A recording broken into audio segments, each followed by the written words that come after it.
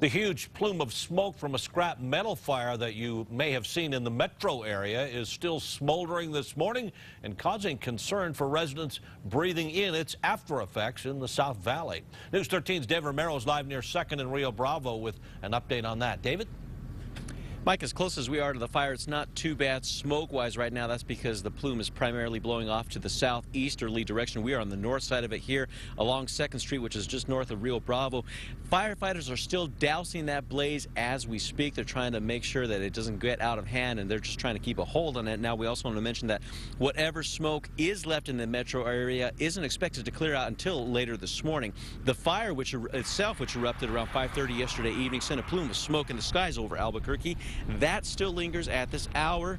Reports from people near the fire on the ground said the pile of metal was said to be at least 50 to 60 feet high. Firefighters were able to contain the majority of the blaze, but it's still not out just yet.